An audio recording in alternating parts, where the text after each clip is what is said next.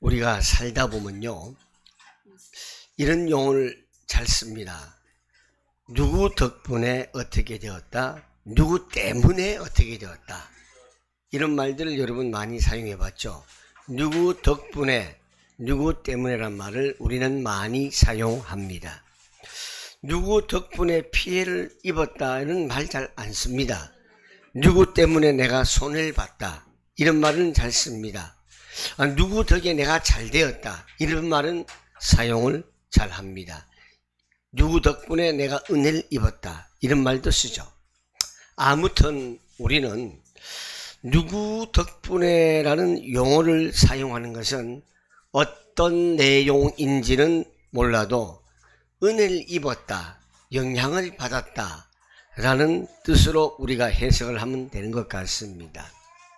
그런데 한 형제 자매요, 또 함께 일하는, 함께 거주하는 사람들 가운데에 누구 덕분에 내가 은혜를 입었다, 누구 덕분에 내가 유익함을 얻었다면은 참 나는 내가 자랑할 수가 없다는 것을 우리는 말할 수가 있습니다. 여러분, 내가 잘나서 유익을 입은 것이 아니고 내가 실력이 있어서 유익을 취한 것도 아닙니다.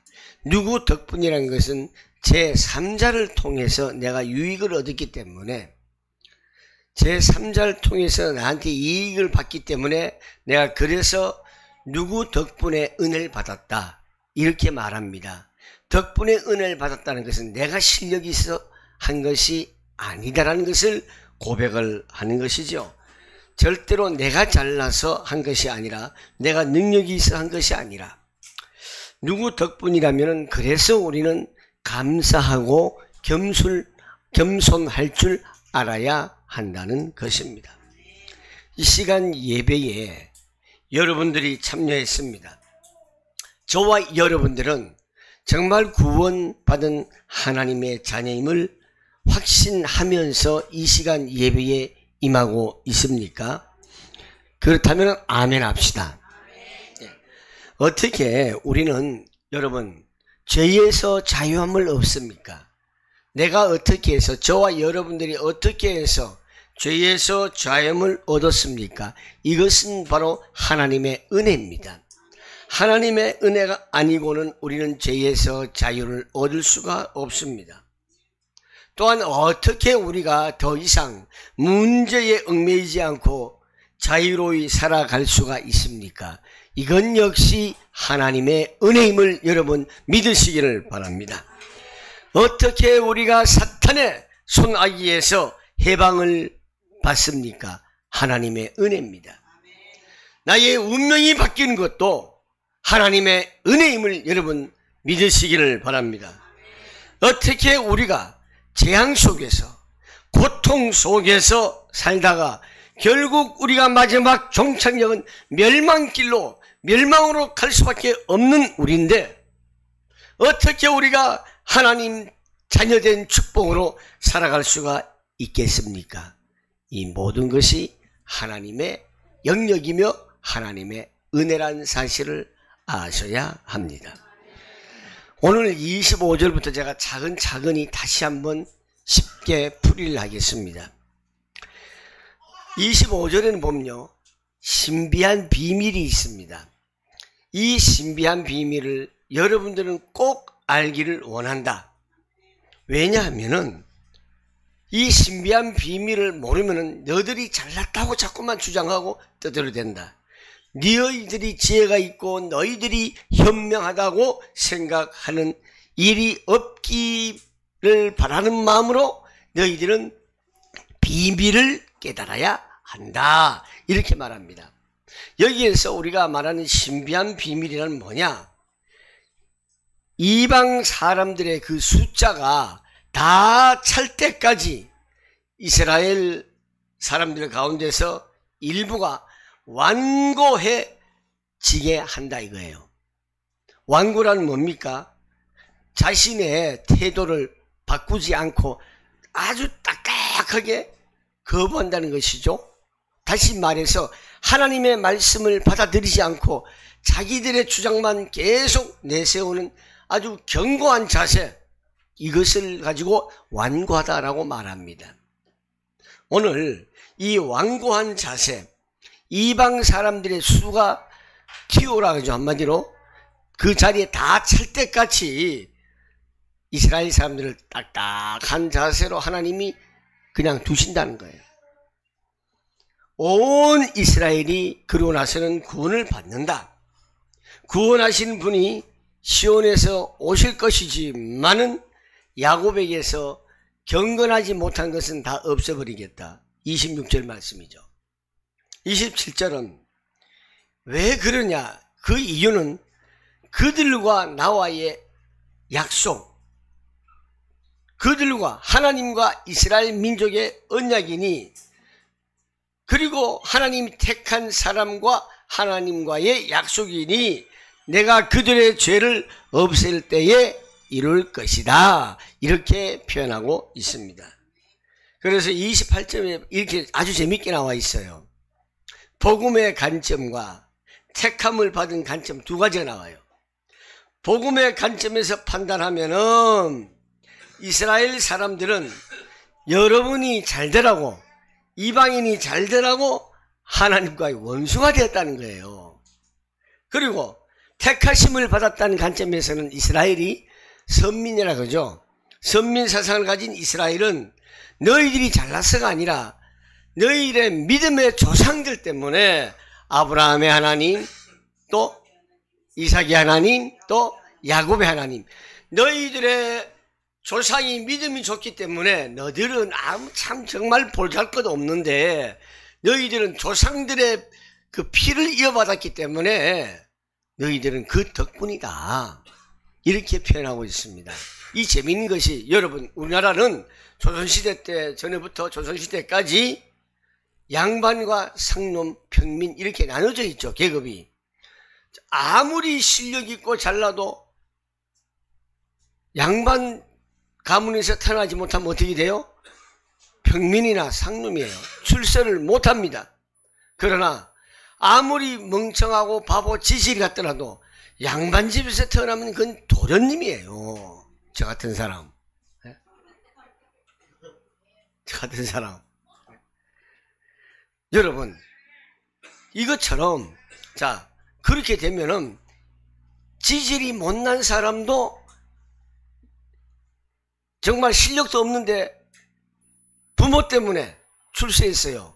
그 조상들, 그 양반이란 가문 때문에 그런 거 아니겠습니까? 그런데 정말 실력 있고 잘생기고 이런 사람이 출세를 못해요. 누구 때문에? 조상 때문에. 이거는 조상 때문에요. 왜? 내가 태어나기를 어떻게 해요? 그런 천한 집에서 그 가문에서 태어났기 때문에. 이것처럼 오늘요, 하나님께서 이스라엘 민족을 택하셨잖아요. 이스라엘 민족들이 내 백성이고 내가 너의 아버지가 되겠다 했지 않습니까? 그런데 우리는 이걸 아셔야 돼요. 사실은 하나님의 택한 백성은 이스라엘 민족뿐만 아니라 이방인도 택하셨어요. 어떤 차원에서? 복음적인 차원에서. 그래서 한 통속이다 이 말이에요. 그러나 이스라엘 백성을 통해서 택한 것은 왜 택했느냐? 너희들의 샘플로, 모델로 너희들이 하나님의 택한 민족이 돼가지고 많은 이방인들한테 그 영향력을 끼치라 그랬는데, 이 사람들은, 이스라엘 사람들은 저들만 잘났다고 고집하고 자기들 마음대로 살아온 거예요. 그러자 하나님의 계획은 그게 아니거든요. 그래서 너희들 그래 완고해, 그래 고려해봐라. 요 타이밍에 하나님께서는 이스라엘 백성들 외에 이방인들을 복음으로 부르셨다, 이 뜻입니다. 바로 우리가 그런 사람들이에요. 그렇기 때문에 너희들은 하나님의 자녀, 저 잘 봐라, 저 이스라엘 민족들이 저렇게 되었다, 이렇게 말할 그런 자격도 없다. 너희들은 이 모든 것이 복음의 관점에서 하나님이 너희들을 사랑했고 조건 없이 너희들을 구원시켜 주셨고 하나님께서 너희들을 하나님의 자녀된 축복의 삶을 주셨다. 이걸 말씀을 하시는 겁니다. 하나님께 주시는 고마운 이 선물 그리고 부르심은 절대로 이게 취소되거나 철회되지가 않습니다. 30절에 보면은 어떻게 나와 있는가 하면요. 그전에는 하나님께 순종하지 않았던 여러분들이 이제 이스라엘 사람들이 하나님 말씀에 불순종을 했기 때문에 너희들이 하나님 자비를 입게 되었다. 이 뜻이에요. 제가 지난주까지만 해도 이제 하영이하고 이제 그 시온이하고 저한테 오게 하기 위해서 이게 방법을 쓰죠. 하영이가 먼저 와 있을 때는 내가 시온이가 딱 들어와요. 하영아 그죠 일부러. 그러면 시온이가 와요. 또 시온아 그럼 하영이가 또 오기도 해요.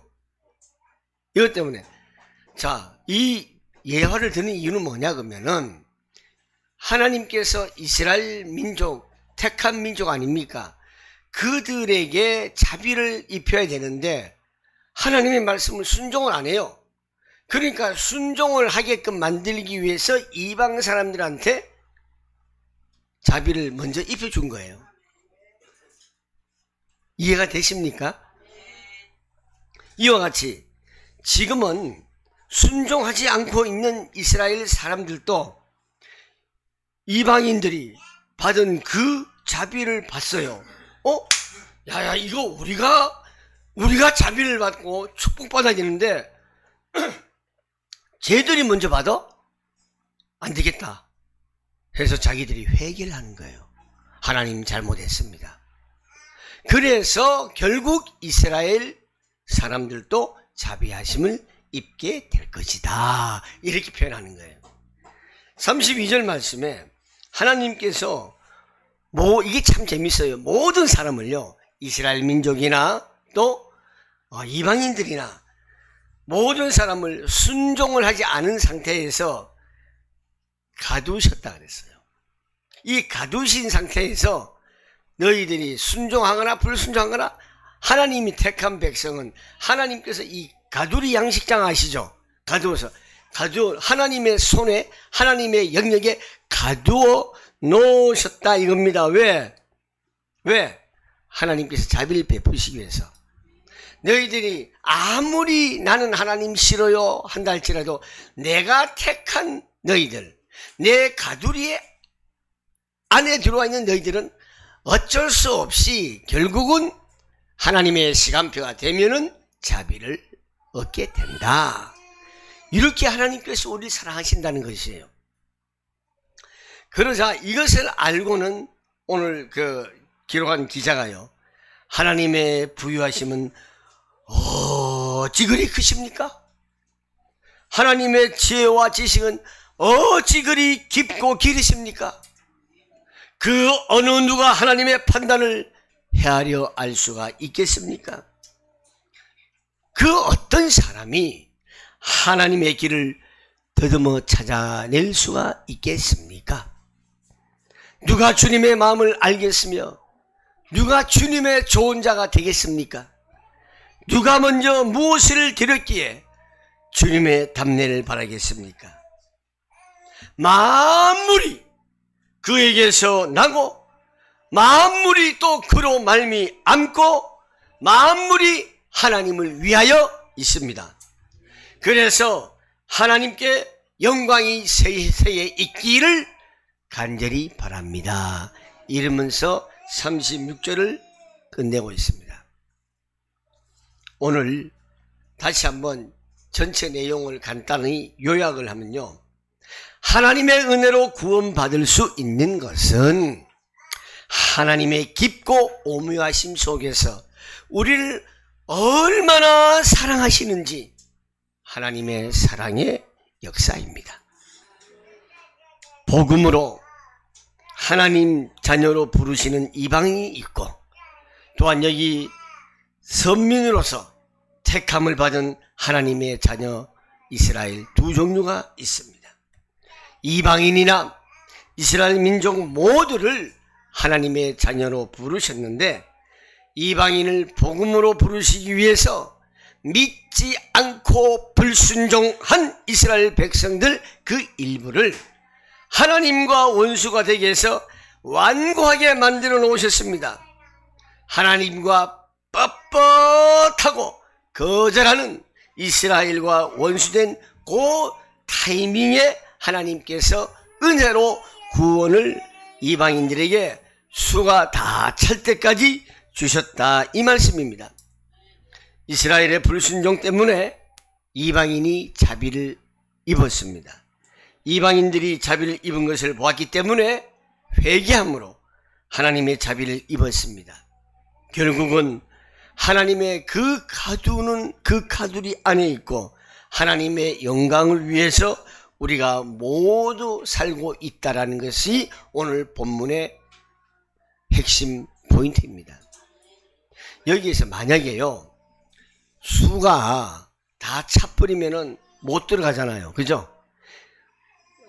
제가 무슨 행사에 있었고 1번부터 60번까지만 선착순입니다 그러면은 61번은 돼야 안 돼요? 안 되죠? 근데 좀 그 특혜라는 게 있잖아요. 특혜. 몸이 불편한 분들을 위해서. 그래서 1번부터 60번이지만은 그 티오를 몇 개를 남겨놓는단 말이에요. 그 좀 불편한 분들을 위해서. 그죠? 그 자리를 채운다 이 말이에요. 60번 안에 몇몇 자리를 빼놓는다 이 말이에요. 그게 바로 이스라엘의 완악한 자들을 말하는 거예요. 왜? 이방인들을 다 채우기 위해서. 이해가 되시겠죠? 하나님이 그렇게 우리를 사랑하신다는 거예요. 자, 오늘 이 모든 것은요, 바로 하나님의 은혜로 복음을 통해서 우리를 구원 얻게 하시기 위함입니다. 그러므로 우리가 구원받은 하나님의 자녀라고 한다면은 정말 오직 하나님의 은혜이지 내 자랑이 될 수 없다라는 것을 말하고 있습니다. 내가 살아서 안 돼요. 내 주장이 살아서 안 돼요. 내 생각이 살아서는 안 돼요. 죽어야 돼요. 예수님께서 죽음이 없었으면 부활이 있었어요? 없었어요? 없었죠. 예수님께서 십자가에 죽으심으로 부활하셨잖아요. 우리도요, 우리의 생각, 나의 자랑, 내가 뭐 잘났다고 한 이력서, 이런 것들을 다 죽여야 돼요. 그래야 내가 다시 살아나요. 어떻게? 하나님의 자녀다운 모습으로, 삶으로 다시 살아난다는 것을 우리는 꼭 기억하셔야 합니다. 하나님의 은혜로 구원받은 자의 삶은 어떻게 살아야 할 것인가? 첫째, 내가 아닌 하나님 중심의 플랫폼이 세워져야 돼요. 자꾸 나를 증명하려고 하면 안 돼요. 나의 증명을 죽여야 돼요. 하나님 중심의 플랫폼이 내 삶에, 내 인격에, 내 안에 딱 제대로 구축이 돼야 돼요. 그 기초가 튼튼해야 무너지지 않습니다. 하나님 중심의 플랫폼을 세우려면 어떻게 해야 되느냐? 무엇으로 세워야 되느냐? 하나님 말씀으로 플랫폼을 세워야 돼요. 말씀이 든든히 세워지는 플랫폼이 세워져야 어떠한 상황에도 흔들림이 없습니다. 믿음이 뭘까요? 믿음이라는 것은요, 어떠한 경우에도 하나님 중심, 교회 중심, 말씀 중심으로 흔들림이 없고 요동하지 않아야 합니다. 이것이 바로 우리가 하나님 중심의 플랫폼이 세워진다는 것을 말하고 있습니다. 두 번째로는 경제 플랫폼을 세워야 돼요. 어떤 경제? 빛의 경제. 경제 플랫폼을 같이 세우면서 빛이란 망대를 세워야 돼요. 그래서 저는 여기에서 이렇게 말합니다. 흑암 경제가 아닌 빛의 경제 망대를 세워라. 빛의 경제. 어두운 밤에 저는 참 무식했어요. 등대 색깔이 왜 빨갛고 왜 노랗고 왜 하얀지 몰랐어요. 여러분 아세요? 여러분도 저처럼 무식하군요. 가장 위험한 그 길이라면은 빨간 등대, 좀 경고 옐로우 등대, 그 다음에 괜찮다 그럼 화이트, 여기는 오지 마라, 노란색은 경고 좀 조심해서 와라, 빨간 등대는 아예 조심해라, 이런 뜻이랍니다. 여러분 이제 아셨죠? 배웠으면은 그 학습비를 많이 내세요. 저한테. 저도 돈 주고 배웠어요. 그거요. 자, 여러분, 그래서 우리는 하얀 등대든, 그죠? 노란 등대든 빨간 등대든 우리는 생명 살리는 등대, 망대가 돼야 돼요. 잘 보일 수 있도록.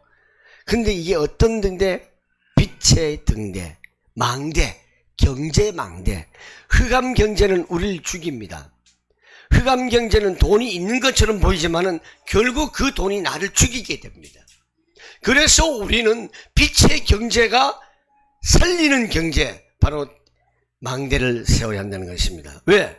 만물을 다스리시는 하나님의 능력이 우리에게도 임해야 합니다.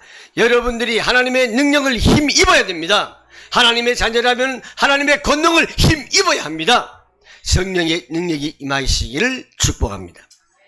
그 능력으로 우리는 흑암 경제를 다 물리쳐야 됩니다. 걷어내야 됩니다. 빛의 경제로 살려야 합니다. 빛의 경제로 만물을 다스리시는 내가 잘 되는 것이 아니라 하나님께 영광을 돌리는 우리의 삶이 되어야 합니다. 왜? 모든 것이 하나님께로부터 시작되었습니다.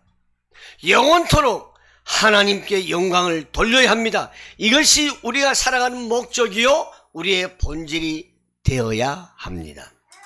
그래서 빛의 경제를 통하여 어둠을 밝혀 흑암 경제에 눌려있는 사람들을 살려내시기를 바랍니다. 흑암 경제에 눌려있는 사람들은 어떤 사람들입니까?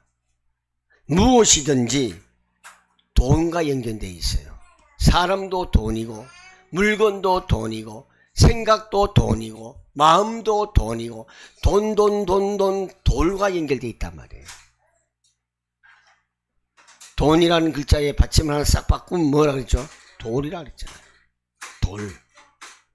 결국 돌무덤에 눌렸고 돌의 무거운 짐에 눌려가지고 죽을 수밖에 없어요. 자유롭지 못해요. 그러다가 결국 인생 끝 하면서 종을 땡땡땡땡 칠 수밖에 없습니다. 돈의 노예에 눌려있는 자들을 살려내시길 바랍니다. 먼저 우리가 살아야 합니다. 여러분들, 이 흑암 경제는 부자가 되는 것처럼 보이지만 결국 망하게 하는 경제입니다. 우리는 어떤 경제? 빛의 경제가 있어야 돼요. 우리 하나님의 자녀들이 가난하라는 이 말은 아닙니다. 빛의 경제. 우리한테 가난을 갖다 주는 영들은 예수의 이름으로 다 떠나갈지어다.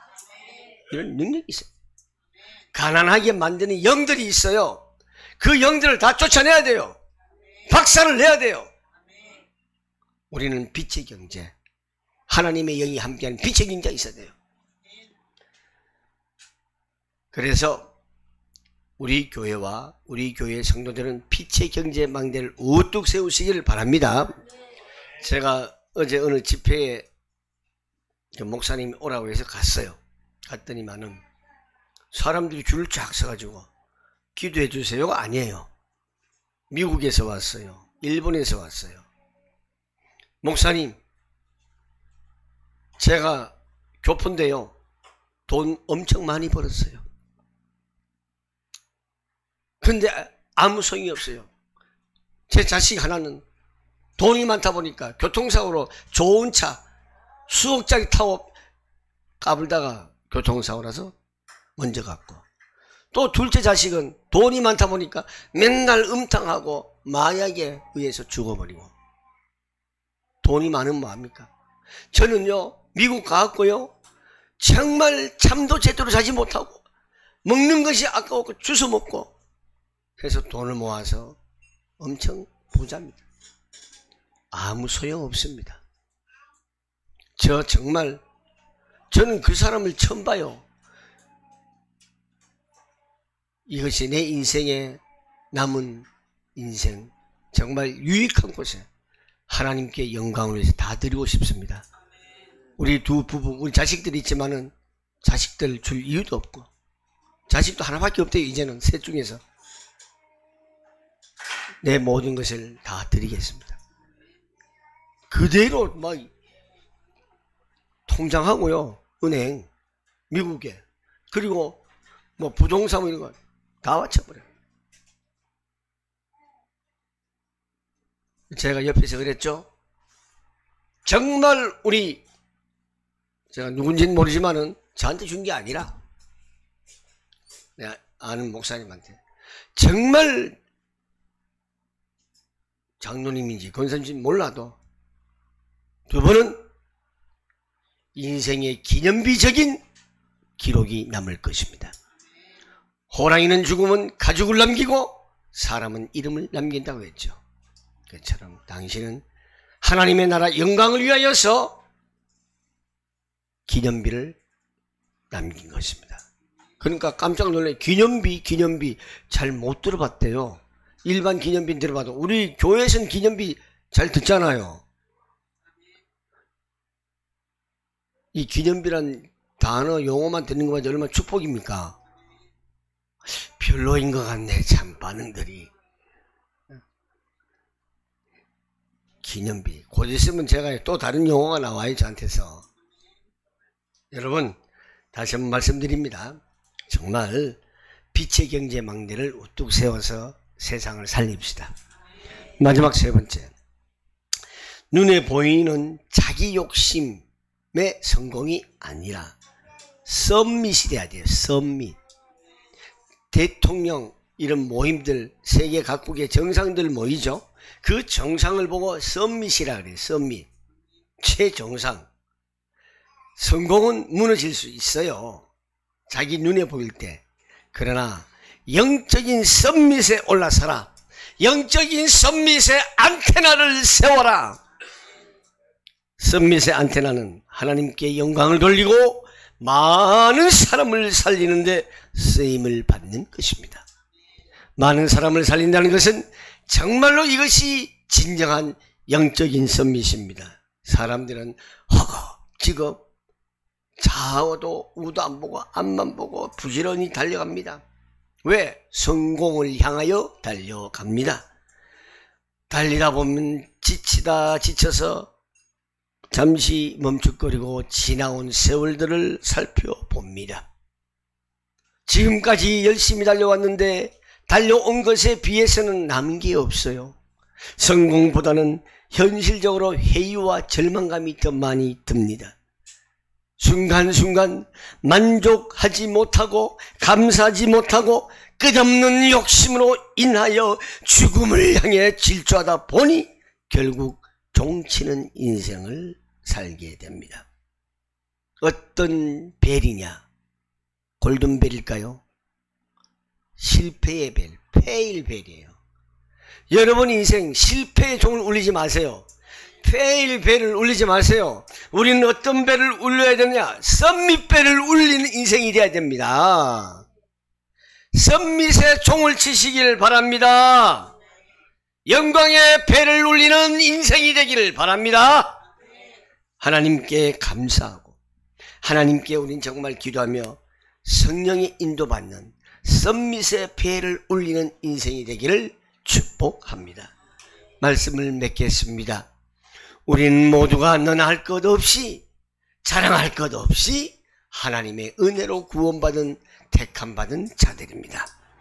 복음으로든 받든지 택함으로 받든지 아무튼 우리는 모든 것이 하나님의 은혜입니다. 하나님 은혜를 받은 자의 삶은, 하나님 중심의 삶은 말씀의 플랫폼을 세워야 되고 흑암을 물리치고 살리는 빛의 경제망대를 세워야 되고 썸밋의 안테나를 세워서 정말 우리가 몇 명만이라도 하나님 앞에 정말 쓰임받는 성도가 되기를 바라겠습니다. 그래서 우리가 하나님의 인자심에 머무릅시다. 하나님 인자심의 이 가두리에 우리가 갇혀 있어야 합니다. 그래서 하나님이 우리를 위하시면 누가 우리를 대적하니요? 성도의 축복을 누리는 생활을 통하여서 승리하시기를 축원합니다. 기도하겠습니다. 좋으신 하나님 감사합니다. 오늘 또 저희들을 이 말씀을 통하여서 하나님 복음으로 은혜로 택하여 주셔서 구원받은 자가 되게 해주심을 감사합니다. 이제 우리의 삶이 하나님 중심의 말씀의 플랫폼을 세우게 하여 주시옵시고 흑암 경제를 물리쳐서 빛의 경제로 살리는 망대를 세우게 하여 주시고 눈에 보이는 성공 중심이 아닌 영적 선мет의 안탄을 높이 세워서 정말 우리가 몇 명만이라도 하나님 앞에 쓰임받는 성도와 교회, 하나님의 인자하심에 머무르는 성도와 교회, 하나님이 위하시면 누가 우리를 대적하고 덤벼들겠습니까? 이런 성도의 축복을 누리는 복된 성도들이 다 되게 하여 주시옵소서. 예수님의 이름으로 기도하옵나이다. 아멘.